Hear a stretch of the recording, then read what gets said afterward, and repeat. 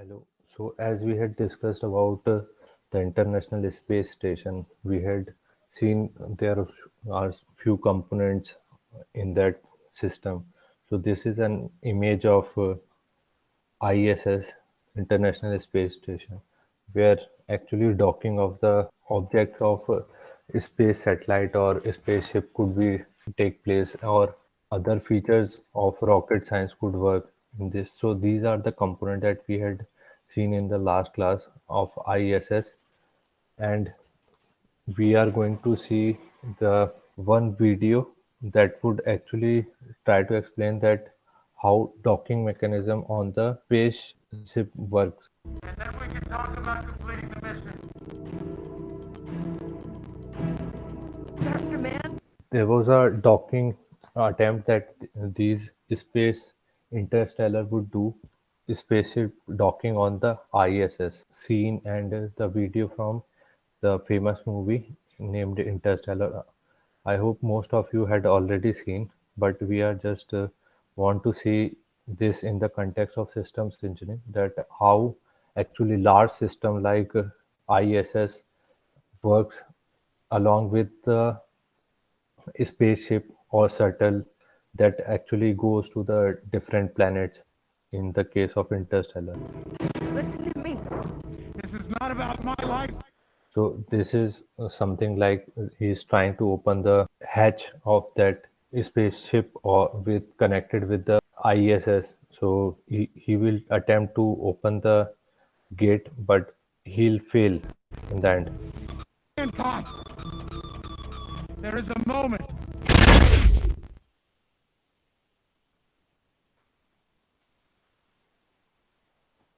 It is not. So there was a blast in the ISS, and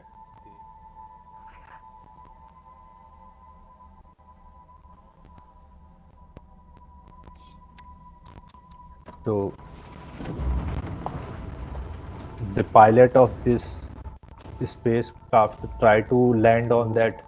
This Cooper is attempting to dock the spaceship on the ISS, and the ISS was rotating at very high speed, and so they are trying to configure their spaceship according to the endurance that is ISS.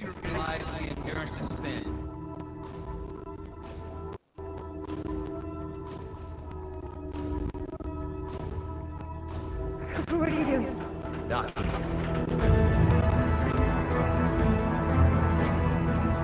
Endurance rotation is 67, 68 RPM. Okay, get ready to match our span with retro thrusters.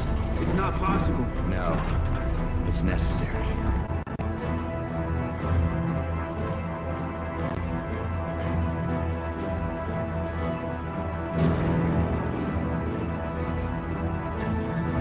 Endurance is hitting stratosphere.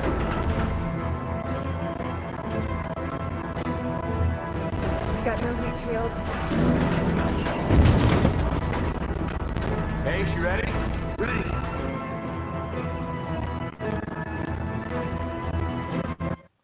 So there was a space station which was moving towards downward towards our planet, and the that space station is going to hit the planet, and it has already hit the stratosphere. If it keep on hitting that stratosphere and keep moving downward, so that space station would burn out, and the human and the robot along with that human was trying to catch that. Endurance means the space station. Endurance was the name of that space station, and that uh, pilot was trying to catch that space station with his spaceship. So this was the scene, and the endurance, that is a space station, is rotating with very high speed, and the same speed the person human was saying for the robot to please rotate our spaceship at the same speed as the endurance was rotating in in the same direction, so that they could able to rotate at the same speed. And when they rotate, both endurance and the spaceship, when the space station and the spaceship both rotate at the same speed, So they could able to dock the spaceship on the space station. So look how they actually keep on rotating on the space at the same speed, and they try to lock that spaceship with that space station. How they dock actually a spaceship with the space station.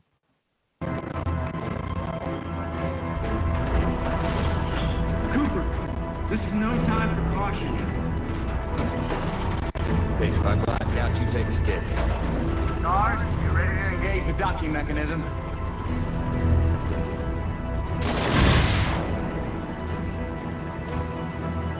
Endurance is starting to heat. 20 feet out. I need 3 degrees starboard, Cooper. 10 feet out. Cooper, we are lined up. Initiating spin.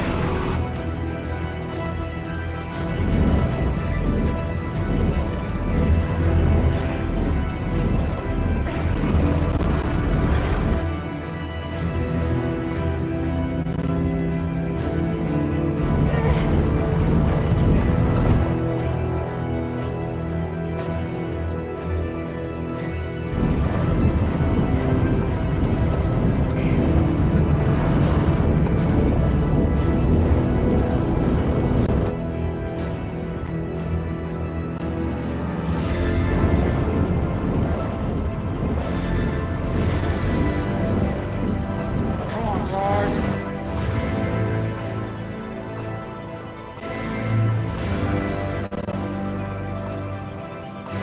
Come on, Tars.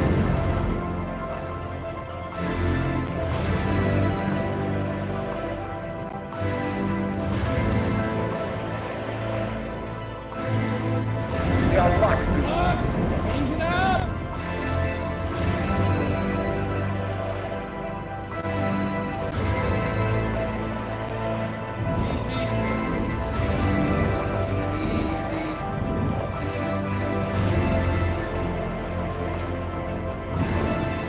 Retro thrusters.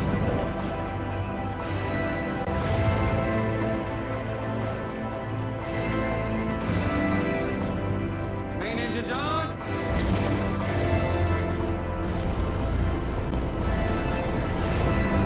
Pushing out of orbit. Come on, baby.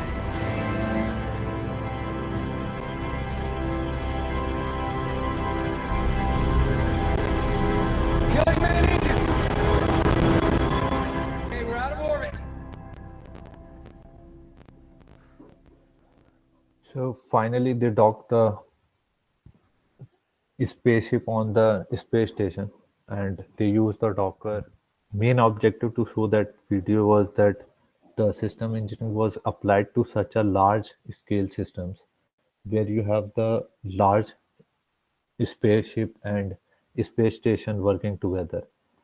And for these type of complex systems where there are hundreds of components working together, you have to do the analysis. So these are the level of the system engineering domain that we are discussing about. In this movie Interstellar, there was a slippage of around 70 years, and that was happened because of the high gravity. So Janvi would tell us about space-time curve bends due to gravity. Why that slippage of 70 years happens means that Cooper went back to the Earth. He found his daughter was around 85 years and he was just of the same age as he left the Earth. So why? Uh, that happens basically what they said that the gravity is the reason because let's just say there's a piece of cloth and you put something heavy on it, so it kind of bends. The same with the space-time curve bends when there is an object that imparts gravity, like let's say Earth. So when there is Earth in that space-time curve, it causes it to bend, and that's why time also changes because of it.